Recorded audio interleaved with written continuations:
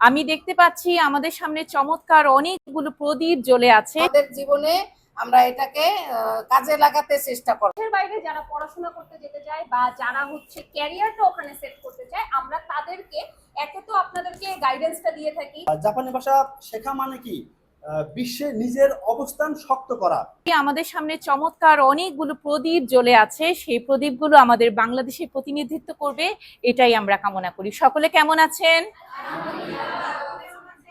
আপনাদের সবার কণ্ঠ শুনে আমরাও ভালো আছি, নাকি আমরা সবাই ভালো আছি? এডুকেস্ট প্রাইভেট লিমিটেডের পক্ষ থেকে আপনাদের সবার জন্য অনেক অনেক ভালোবাসা এবং দোয়া রইল আগামী দিনের জন্য। আমরা আপনাদের কাছে আজকে ছোট্ট একটি বার্তা নিয়ে এসেছি। সেই বার্তাটি হলো, এই যে আপনারা সেবামূলক কাজে নিয়োজিত, আপনারা নার্সিং পেশার সাথে জড়িত, এই পেশাটা যদি আপনারা সম্পূর্ণ করার পর ভবিষ্যৎটা যদি হয়ে যায় বিদেশে চমৎকারভাবে এবং আকর্ষণীয় স্যালারি, তাহলে তো অবশ্যই আপনারা আমাদের দেশে প্রতিনিধিত্ব করবেন অন্য দেশে। এটা তো ইনশাআল্লাহ আমরা সকলেই চাই আমাদের ভবিষ্যৎটা সুন্দর হোক, নাকি? এই বিষয়ে আমরা সবাই আজকে কথা বলবো, কিন্তু আমার মনে হচ্ছে আমরা কি সবাই একটু মন খারাপ করে আছি?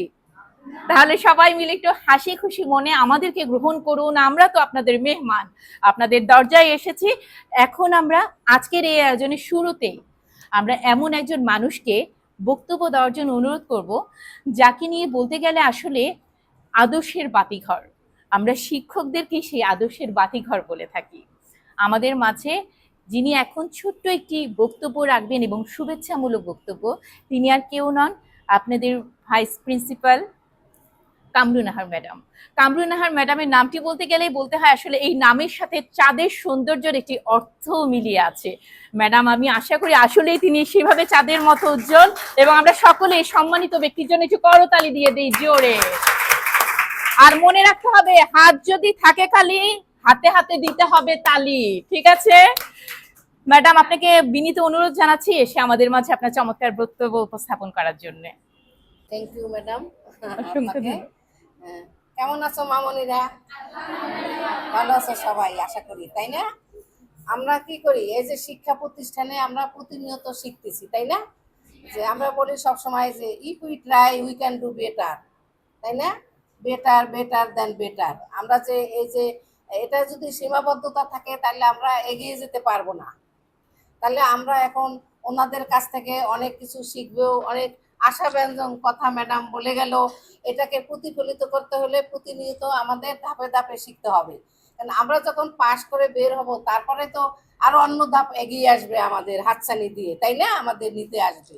আমিও বাইরে এই যে ওনাদের মতো, ওনারা জাপান পাঠাচ্ছে, তারপরে তোমার ইউকে, অস্ট্রেলিয়া, বিভিন্ন দেশে যে পাঠাবে, আমরা যদি আমাদের মধ্যে যদি এরকম পারদর্শিতা না থাকে, আমরা পরিপূর্ণভাবে শিক্ষা গ্রহণ না করতে পারি, তাহলে কি আমরা যেতে পারবো? তাহলে আমাদের খুঁটিটা শক্ত করতে হবে আর মজবুত করতে হবে, তাই না?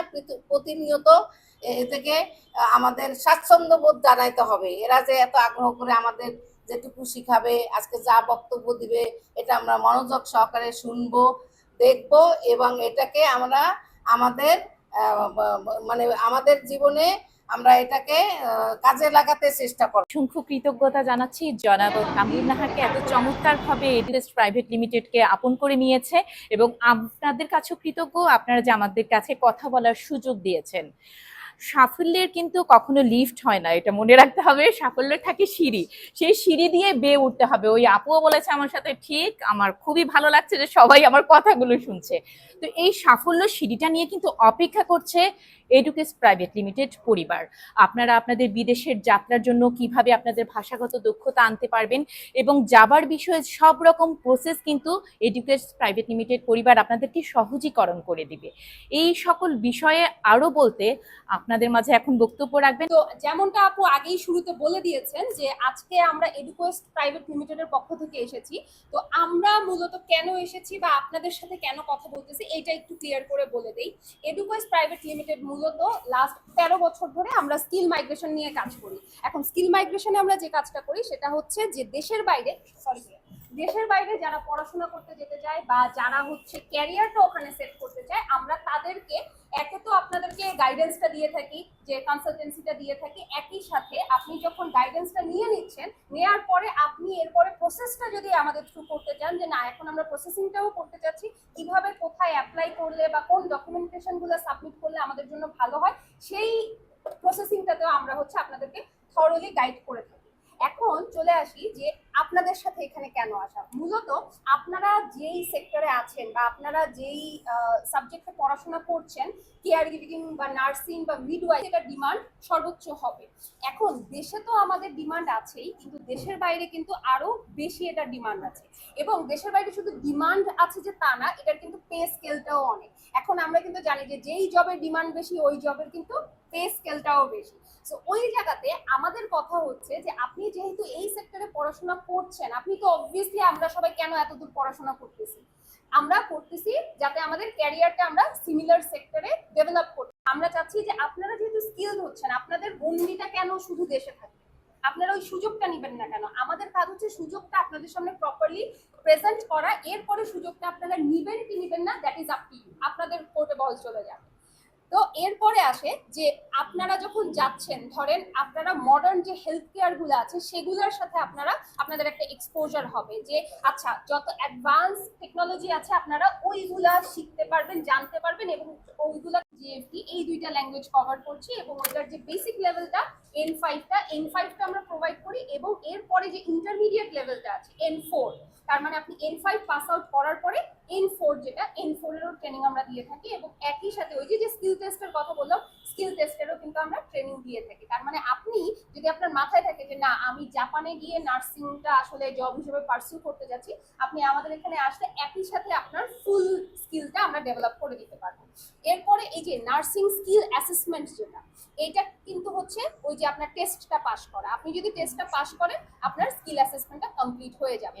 তারপরে হচ্ছে application and interview with the employers, আপনাকে প্রথমে ওখানে অ্যাপ্লাই করতে হবে যে ভাই আমি তোমার দেশে এসে নার্সিং এ জব করতে চাচ্ছি।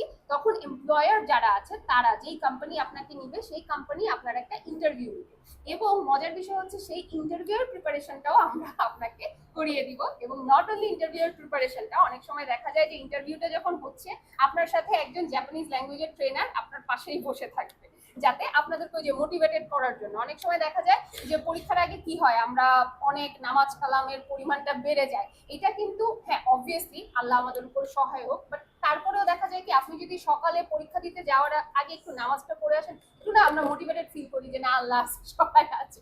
সো ওই রকম মোটিভেশন দেওয়ার জন্য আমরা কিন্তু থাকবো, সো এটা নিয়ে টেনশন করার কোনো কারণ নেই।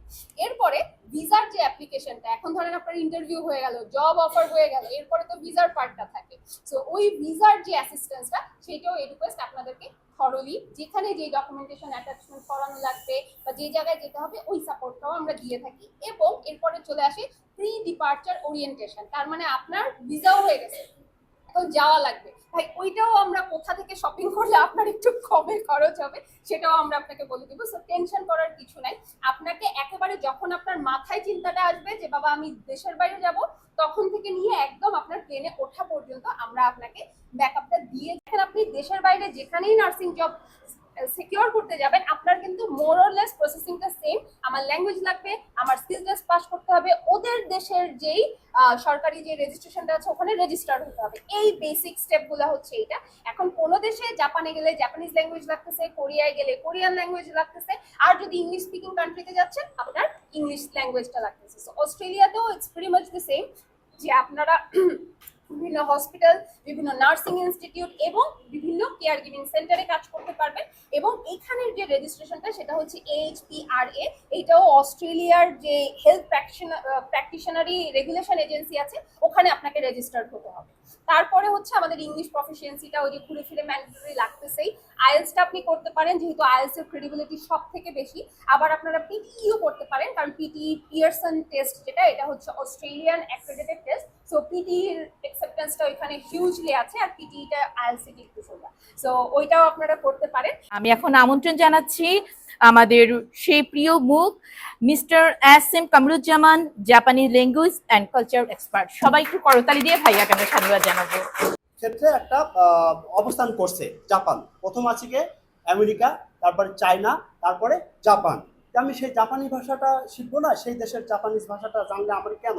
জাপানি ভাষা শিখলে তো আমার সিভিটাও ভারী হচ্ছে, তাই না? পাশাপাশি আমার যে কারিকুলাম, এটা একটা অ্যাক্টিভিটিস, এটা খুব ইম্পর্টেন্ট। আর তাছাড়া জাপানের যে প্রযুক্তি, শিক্ষা, সংস্কৃতি, এর ঐতিহ্য অনেক রকম বড় আকারে আছে। যেমন জাপানি যে প্রযুক্তি কি এখন বিশ্বের অন্যতম অবস্থায় আছে। জাপানের শিক্ষা কি, বিশেষ করে জাপানের যে এডুকেশন বিষয়টা, অর্থাৎ বিশ্ববিদ্যালয়ে খুব ভালো শিক্ষা আছে। জাপানের সংস্কৃতিটা কি, জাপানের যে চা তৈরি করে, একটা চা, সেই চা তৈরি করে একটা বিশাল সিস্টেমেটিক ওয়েতে চাটা তৈরি করে দেখায়, কিন্তু জানি কিন্তু যে অনেক বলছে হ্যাঁ তাই দেখছি আমি, তাই না?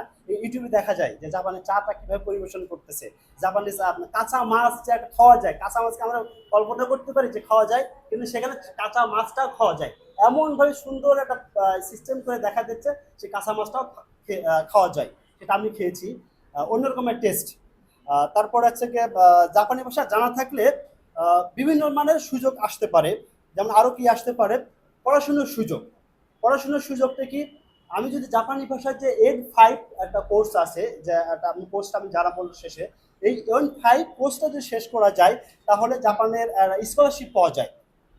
যেমন স্কলারশিপ কিছু নাম বলি, নেক্সট, MEXT, তারপরে যাচ্ছো, জাপান ফাউন্ডেশন স্কলারশিপ, মনোবসু স্কলারশিপ, বিভিন্ন বিষয় রিসার্চের উপর স্কলারশিপ পাওয়া যায়। সেটা স্কলারশিপ নিতে হলে কি হবে, আপনাকে অবশ্যই N5 যে কোর্সটা সেটা শেষ করতে হবে। এরপরে যদি আমরা বলি নেক্সট, কর্মসংস্থান। আমি জাপানি ভাষা শিখে ফেলেছি, কিছু কর্মসংস্থানের সুযোগ হয়। কেমন? SSW, যে ম্যাডাম কিছুক্ষণ, হিমা রহমান যে ম্যাডাম আমাদের কিছুক্ষণ আগে বলে গেলেন। তারপরে তকুতেই গিনো হচ্ছে SSW মতোই আরেকটা ভিসা। তাহলে SSW ভিসা আর একটা কি, তকুতেই ভিসা, এই দুইটা ভিসা পাওয়া যায়। কি, যদি আমি N5 যে কোর্সটা সেইটা যদি কমপ্লিট করি। তারপর আইটি আছে, আইটি সেকশনের বিষয়টা, কর্মসংস্থান আছে। নার্সিং যে পেশা, এটার উপর আছে। রেস্টুরেন্ট আছে, কেয়ারে আছে, কৃষিখাতে এর চাহিদা আছে যদি আমরা জাপানি ভাষাটা পড়তে পারি। আর আন্তর্জাতিক মানে যে কিছু কোম্পানি আছে বাংলাদেশে অবস্থান করছে, সেই কোম্পানিতে কিন্তু সুযোগ আছে এই কোর্সটা যদি কমপ্লিট করা থাকে। আর ব্যবসা বাণিজ্য তো আছেই, যারা জাপানি ভাষা পারে তাদের তো ব্যবসার অনেক প্রমোশন আছে। বিশেষ করে যারা গাড়ির বিজনেস আছে, অনেকে জাপানের কাঁচা সবজি পাঠায় জাপানে, কিন্তু এটা কল্পনা করা যায়, সেই সবজিটা বাংলাদেশ থেকে জাপানে যাচ্ছে, সেটাও কিন্তু অনেকে ব্যবসা করতে পারে যদি জাপানি ভাষাটা জানা থাকে। কোথায় কি বিজনেস আছে, কোথায় কি আছে, সেটা আমাদের জানা সহজ হয়। আর জাপানি ভাষা জানা থাকলে যোগাযোগ সহজ হয়। আর জাপানে, বাংলাদেশে বিশেষ করে অনেক বিনিয়োগ হচ্ছে, সেই বিনিয়োগ কারা, জাপানিজরা বিনিয়োগ করতেছে। সেই বিনিয়োগকারীদের সাথে কাজ করার সুযোগ হচ্ছে, ইপিজেটের সুযোগ আছে যদি আপনি জাপানি ভাষা জানা থাকে। এরপরে আরো আছে আমাদের, যদি আমরা দেখি, জাপানি ভাষা শেখা মানে কি, বিশ্বে নিজের অবস্থান শক্ত করা, নতুন কাজের দরজা উন্মুক্ত হওয়া, জ্ঞান, তারপরে ক্যারিয়ার, আত্ম উন্নয়নের পথে অগ্রসর হওয়া। সেটা কিভাবে সম্ভব, যদি আমি জাপানি ভাষাটা জানি। আর এখন আমি যদি বলি জাপানি ভাষাটা আমি বিশেষ করে কিভাবে শিখবো। জাপানি ভাষাটার কিছু সিস্টেম আছে। জাপানি ভাষার আমরা যেমন আছে, জাপানি ভাষার কি আছে, বাংলা ভাষার কি আছে, স্বরবর্ণ, ব্যঞ্জন বর্ণ। ঠিক জাপানি ভাষার কিছু আছে, অক্ষর আছে, অ্যালফাবেট আছে। হিরাগানা বলে, আরেকটা কি কাতাকানা বলে। হিরাগানা আছে 46, কাতাকানা 46। আর কিছু হচ্ছে কাঞ্জি। কাঞ্জিটা কি হচ্ছে, কাঞ্জি হচ্ছে ছবির সাথে ছবির মতো, যেটা হচ্ছে প্রকাশ করে, জাস্ট কয়টা শিখবে, 100টা। আর হিরাগানা কি 46, কাতাকানা অ্যালফাবেট কয়টা কি 46, আর কাঞ্জি কয়টা 100টা। আর একটা বই আছে, যে বইটা আছে কি, ওই নিন্নানো নিহঙ্গ, বইটার নাম আছে নিন্নানো নিহঙ্গ। এই বইটা যদি 1 থেকে 20 লেসন পড়ি তাহলে কিন্তু আমার N5 কোর্স কমপ্লিট হয়ে যাচ্ছে। তো এই ক্ষেত্রে যদি আমরা যদি আরো আগাই, বিশেষ করে যেমন আমি যদি বলি জাপানি ভাষায় হচ্ছে অতাশি ওয়া গোহানো তাবেমাস।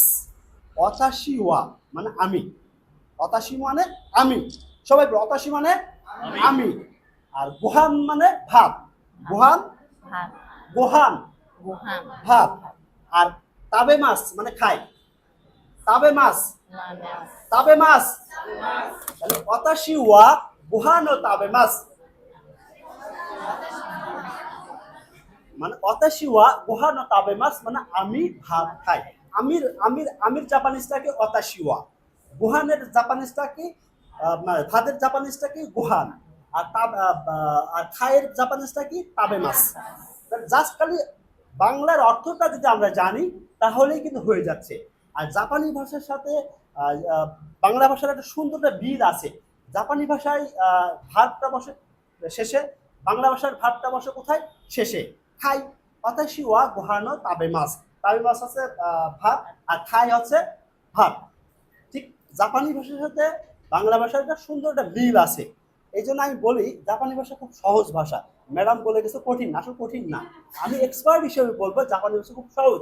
আমরা ইংরেজি ভাষা শিখেছি কতদিন ধরে, সেই ক্লাস 1 থেকে বলতেছি, অর্থাৎ চেষ্টা করতেছি ইংরেজি ভাষা শেখার। বাট আমরা কিন্তু কতটুকু ইংরেজি ভাষা ভালো পারি? আমরা বিশেষ করে আইএলটিএস 4 মানে 6 বা 7 পাইতে খুব কষ্ট হচ্ছে। আর আপনি জাস্ট 3 মাস, আর একটু কষ্ট দেন, 3.5 মাস একটু চেষ্টা করেন, সেটা কিন্তু আপনি জাপানি ভাষা খুব সুন্দরভাবে কোর্সটা কমপ্লিট করতে পারছেন। তাহলে কি জাপানি ভাষা সহজ না? কঠিন না কিন্তু। যদি আপনারা মনোনিবেশ করেন যে আমি জাপানি ভাষা করব, তাহলে সম্ভব। আর আপনারা কি একটা এখানে কি হিসেবে নার্সিং ইনস্টিটিউটে একজন নার্স হিসেবে ট্রেনিং নিচ্ছেন বা পড়াশোনা করতেছেন, অনার্স করতেছেন। এটার ডিমান্ড আছে জাপানে। সেটা কি জানেন? Care giver. নার্সিং এর একটা কেয়ার গিভার যেটা, আর জাপানি ভাষা হবে কাইগো। কাইগো এইটাকে জাপানের প্রবীণ জনগোষ্ঠী যা দ্রুত বৃদ্ধি পাচ্ছে। জাপানে হচ্ছে বৃদ্ধ সংখ্যা অনেক দিন দিন বৃদ্ধি পাচ্ছে, আর আর পপুলেশন থেকে মাইনাস হচ্ছে, অর্থাৎ অর্থাৎ অর্থাৎ জন্মহারটা কি শূন্য, মাইনাসে যাচ্ছে, মাইনাস যাচ্ছে। লোক মানে ওখানে জন্মহারটা খুবই কম, নাই, মাইনাসে চলে যাচ্ছে। সেক্ষেত্রে কি যারা প্রবীণ আছে বেড়ে যাচ্ছে।